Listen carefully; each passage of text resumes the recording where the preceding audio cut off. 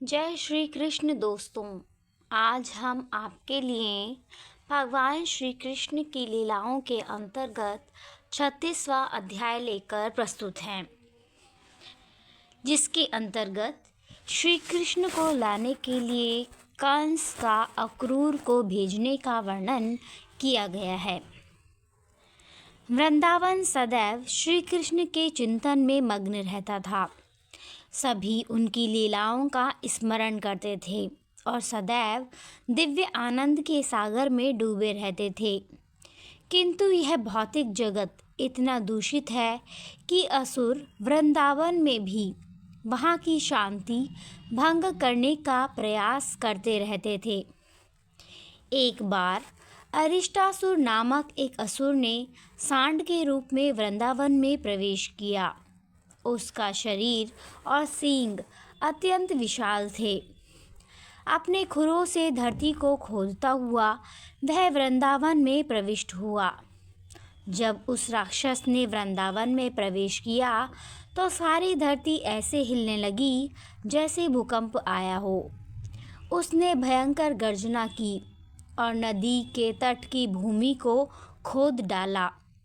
तत्पश्चात उसने गांव के मुख्य भाग में प्रवेश किया। उस सांड की तीव्र भयानक गर्जना के कारण कुछ गर्भवती गायों और स्त्रियों के गर्भ गिर गए। उसका शरीर अत्यंत विशाल, सुदृढ़ और इतना बलशाली था कि उसके शरीर पर एक मेघ ऐसे मंडराने लगा जैसे मेघ पर्वत पर मंडराते हैं। अरिष्टासुर ने इतने भयानक रूप में वृंदावन में प्रवेश किया कि उसे देखने मात्र से सब नर नारी भयभीत हो गए और गायें व अन्य पशु ग्राम छोड़कर भाग गए। स्थिति अत्यंत भयंकर हो गई और वृंदावन के सब निवासी आर्तनाद कर उठे, कृष्ण कृष्ण हमारी रक्षा करो। श्री कृष्ण ने गायों को भागते हुए देखा और तत्काल उत्तर दिया, डरो मत, डरो मत। फिर उन्होंने अरिष्टासुर के समक्ष उपस्थित होकर कहा, तुम जीवात्माओं में निकृष्टतम हो। तुम गोकुल के निवासियों को क्यों भयभीत कर रहे हो? तुम्हें इस कार्य से क्या प्राप्त होगा? यदि तुम मेरी सत्ता को चुनौती देने के लिए आए हो तो मैं तुमसे युद्ध करने के लिए तत्पर हूँ। इस प्रकार श्री कृष्ण ने उस असुर को चुनौती दी। उनके इन शब्दों को सुनकर वह असुर अत्यंत क्रोधित हो उठा। श्री कृष्ण अपने एक सखा के कंधे पर हाथ रखकर उस सांड के सामने खड़े थे। क्रोधित सांड श्री कृष्ण की ओर बढ़ने लगा। अपने खुरों से धरती खोदते हुए अरिष्टासुर ने अपनी पूंछ उठाई। ऐसा प्रतीत हो रहा था जैसे मेघ उसकी पूंछ पर मंडरा रहे हों। उसके नेत्र लाल थे और क्रोध में इधर उधर घूम रहे थे। अपने सींगों को श्री कृष्ण की ओर करके उसने इंद्र के व्रज की भांति उन पर आक्रमण कर दिया। किंतु श्री कृष्ण ने तत्काल ही उसके सींग पकड़कर उसे उठाकर दूर फेंक दिया, जैसे एक विशालकाय हाथी ने एक लघु विरोधी हाथी को दूर फेंक देता है। यद्यपि असुर अत्यंत थका प्रतीत होता था और पसीने से लथपथ था, फिर भी वह साहस करके उठा।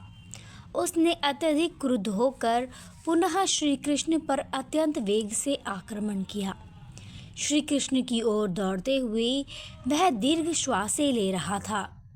श्री कृष्ण ने पुनः उसके सींगों को पकड़ लिया और तत्काल उसे धरती पर पटक दिया, जिससे उसके सींग टूट गए। तदुपरांत श्री कृष्ण उसके शरीर पर इस प्रकार पदाघात करने लगे जैसे कोई गीले वस्त्र को धरती पर निचोड़े। इस प्रकार श्री कृष्ण के पदाघात करने से अरिष्टासुर उलट गया और तीव्रता से अपने पैर चलाने लगा। उसके नेत्र पथरा गए। रक्त स्राव करता हुआ तथा मलमूत्र का त्याग करता हुआ वह यमलोक को सिधार गया।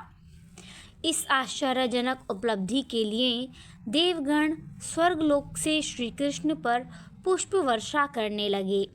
श्री कृष्ण पहले से ही वृंदावन निवासियों के सर्वस्व थे। सांड रूपी इस असुर का उद्धार करने के पश्चात वे सबकी आंखों का तारा बन गए। विजय पाने के बाद उन्होंने बलराम सहित ग्राम में प्रवेश किया। ग्रामवासियों ने अत्यंत आनंदपूर्वक उनका और बलराम जी का यशगान किया।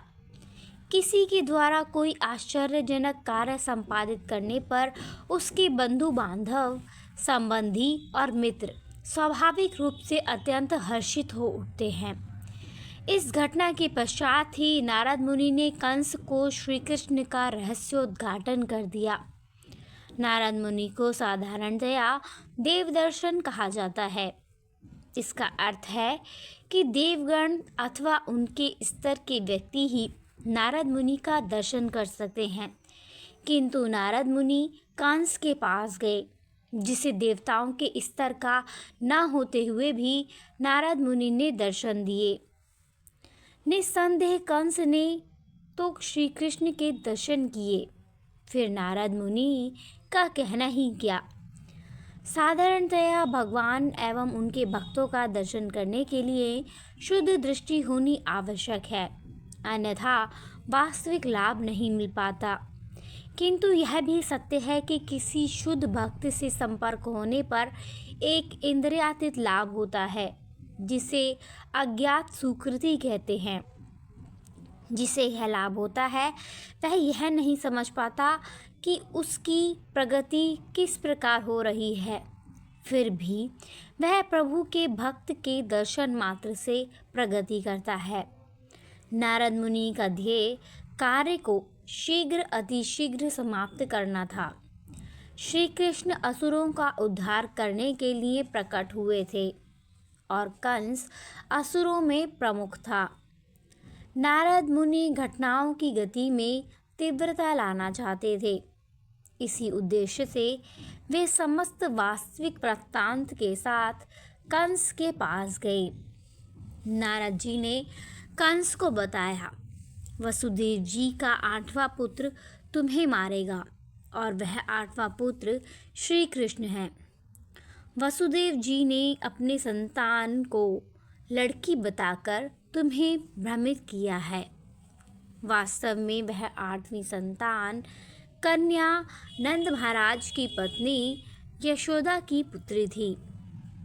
वसुदेव जी ने उस कन्या को श्री कृष्ण से बदल दिया था, जिससे तुम्हें भ्रांत किया गया। बलराम जी की भांति श्री कृष्ण भी वसुदेव जी के ही पुत्र हैं। वसुदेव जी तुम्हारे दुष्ट स्वभाव से भयभीत थे, अतः उन्होंने चतुराई से अपने पुत्रों को तुम्हारी दृष्टि से दूर वृंदावन में छुपा दिया है। श्री कृष्ण और बलराम जी अज्ञात रूप से नंद महाराज की छत्र छाया में रह रहे थे। तुम्हारे साथी सभी असुर, जिनको तुमने विभिन्न बालकों को मारने के लिए वृंदावन भेजा था, श्री कृष्ण और बलराम जी के द्वारा मारे गए हैं। नारद मुनि से यह वृत्तांत प्राप्त होते ही कंस ने अपनी धारदार तलवार निकाल ली और इस कपट के लिए वह वसुदेव जी को मारने के लिए तत्पर हो गया। किंतु नारद मुनि ने उसे शांत किया। तुम्हें मारने वाले वसुदेव जी नहीं हैं, फिर उन्हें मारने को आतुर क्यों हो? अच्छा, यह होगा कि तुम श्री कृष्ण और बलराम जी की हत्या करने का प्रयास करो। किंतु अपने क्रोध को शांत करने के लिए कंस ने वसुदेव जी और उनकी पत्नी को बंदी बना लिया और उन्हें लोहे की जंजीरों से बांध दिया। नारद मुनि द्वारा प्राप्त ताज़ा जानकारी पर कार्य करते हुए कंस ने तत्काल केशी नामक असुर को बुलाया और श्री कृष्ण और बलराम को मारने के लिए उसे वृंदावन भेज दिया। वास्तव में कंस ने केशी को वृंदावन इसलिए भेजा था कि श्री कृष्ण और बलराम के हाथों उसका उद्धार हो। और इस प्रकार वह मोक्ष प्राप्त कर ले। तदुपरांत कंस ने अपने कुशल महावतों को एवं चाणूर, मुष्टिक, शल और तोशल आदि मल्ल योद्धाओं को बुलाया। उसने उनसे कहा, प्रिय मित्रों, मेरी बात ध्यानपूर्वक सुनो। वृंदावन में नंद महाराज के भवन में 2 भाई रहते हैं। उनके नाम कृष्ण और बलराम हैं। वे दोनों वास्तव में वसुदेव जी के पुत्र हैं। जैसा कि तुम्हें ज्ञात है, एक भविष्यवाणी के अनुसार मेरी मृत्यु कृष्ण के हाथों होने वाली है। अब मैं तुमसे निवेदन करता हूँ कि तुम एक मल्ल युद्ध का आयोजन करो।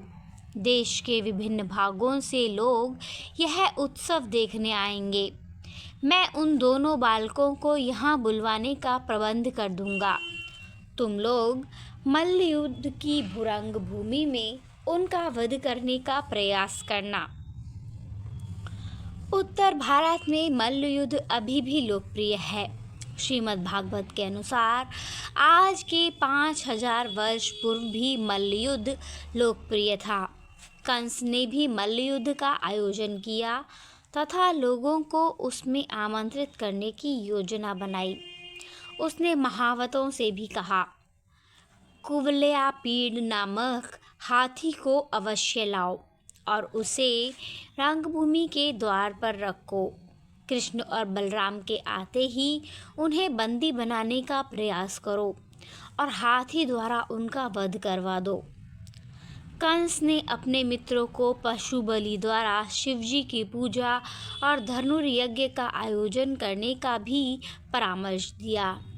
उसने उन्हें चतुर्दशी का यज्ञ संपन्न करने को कहा।